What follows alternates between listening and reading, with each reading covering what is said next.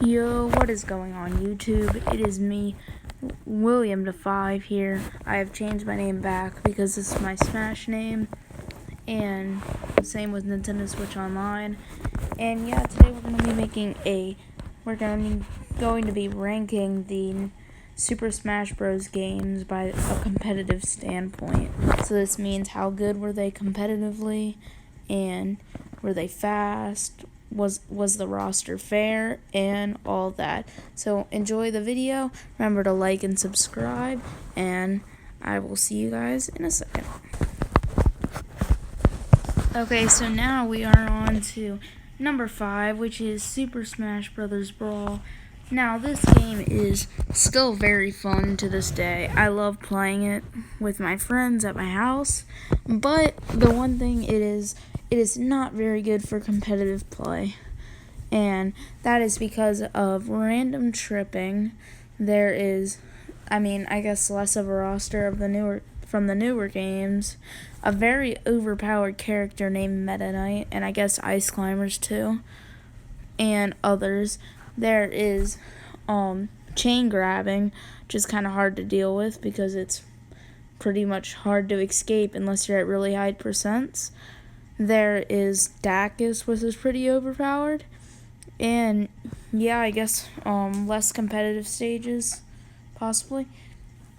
I haven't really counted, but yeah, that's pretty much why Super Smash Bros. Brawl is so far down on the list. It's really slow, and yeah, the gameplay is really slow. There's really bad mechanics for competitive play. But yeah, going on to number 4 on our list.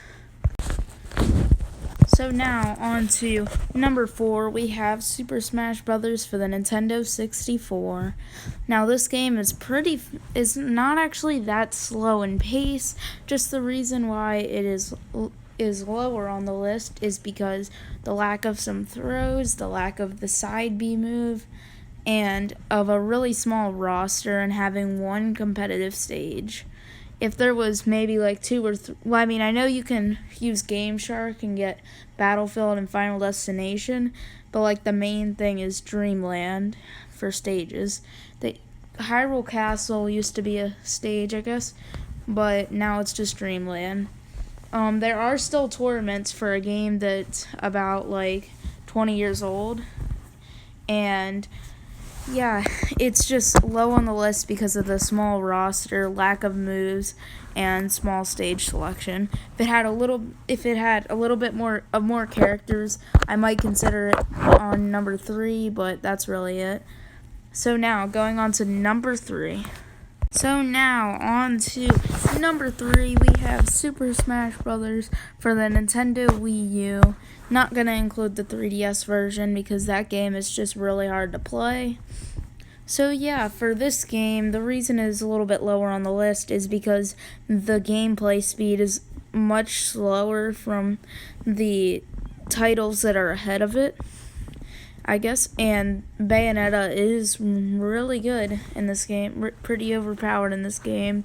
There's like Mario up tilt combos, that stuff. The game's pretty good besides that.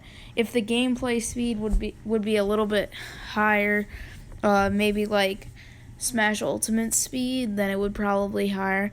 Sakurai was considering making the speed higher, but the 3DS, of course, and it took away some of the more competitive characters like Ice Climbers and Snake because of the 3DS version. But yeah, that's pretty much it for why this is on number 3. Let's go on to number 2. So now, on to number 2, we have Super Smash Bros. Melee for the Nintendo GameCube or GameCube Nintendo. Now, this game is the most fast Smash game. Just the only reason it's on number 2 and not number 1 being the fastest game is because of the smaller roster from the newer games. If this game had a larger roster people could use for competitive play and a larger stage selection, then this game would definitely deserve a number 1 spot. But yeah, otherwise for that, this game is really fast. Character's actually a little bit more balanced, And yeah, there is a couple stages that you could use, more than a couple, but yeah, you know what I mean. The only really overpowered characters are Fox, and a lot of people have proven that Fox is not super overpowered. He can be beaten. But yeah, that's pretty much it. The roster is pretty balanced. I mean, there is some really bad characters like Kirby and Pichu, but still, this game is overall really fun. It's one of my favorite Smash games. And yeah, now going on to number 1. Okay, so now on to the number 1 spot. We have the newest Smash game added in December of 2018. We have Super Smash Bros. Ultimate for the Nintendo Switch. Now, this game is all you could really ask for a competitive Smash game. Probably like the second or third fastest Smash game. And it has the largest roster yet, adding every single character from previous Smash games in. Huge stage selection. You can now turn off stage hazards, so some stages become more competitive now. And the roster is very even, I'll say. There are no OP characters. There's no, like, super terrible characters. And yeah, just the roster is balanced. And the mechanics are more fair, so there's no chain grabbing, no tripping, no nothing. There's no wave dashing. It's just a very fair game. And there's now air dodges that can actually be directed, so directional air dodges. And yeah, adding 11 new fighters, I'm pretty sure, to the roster. Probably more.